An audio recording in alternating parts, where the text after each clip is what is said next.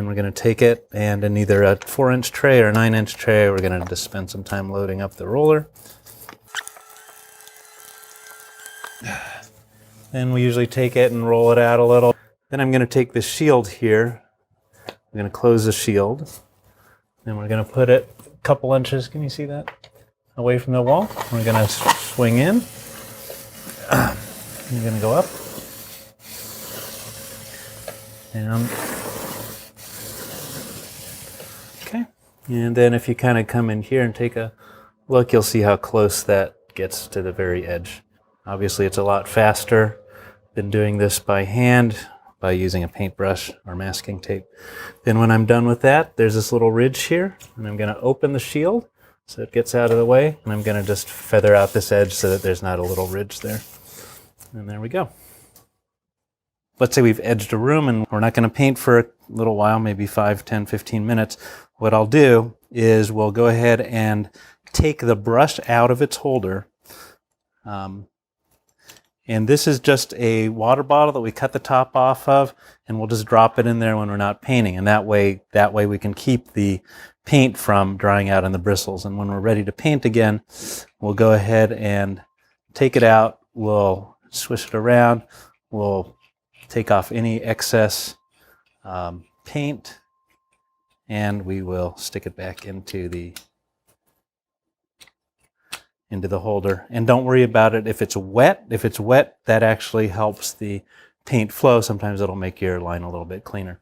If you're having trouble with the paint getting dry on the brush and you kind of getting globs along the edge, one thing we recommend is you take the paintbrush, swish it out, get rid of any kind of buildup of paint on this little brush, and then stick it back into the edger, and you're good to go.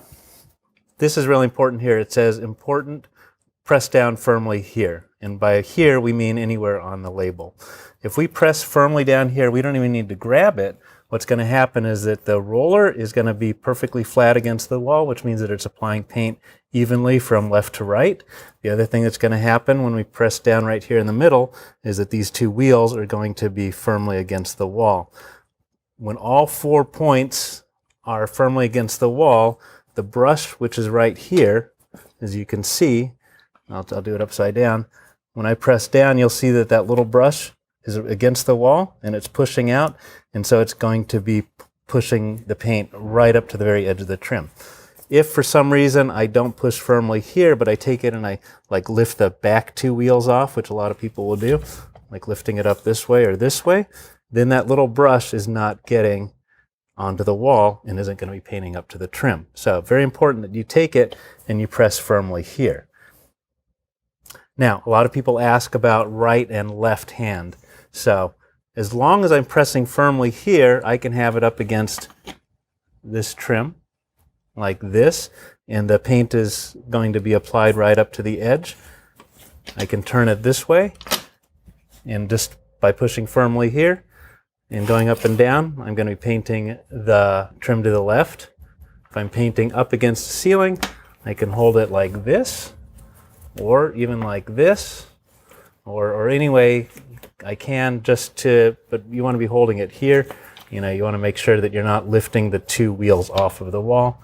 If I'm painting up against baseboard, I can do it this way.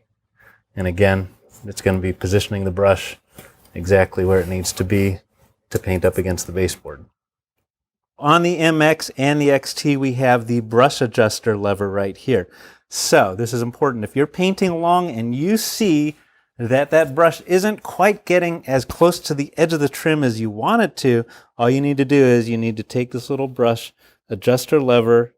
Well, first off, you're going to start with it in the down position. I usually say start with it in this position right here. If you notice that the line isn't close enough, then we just lift it up a little.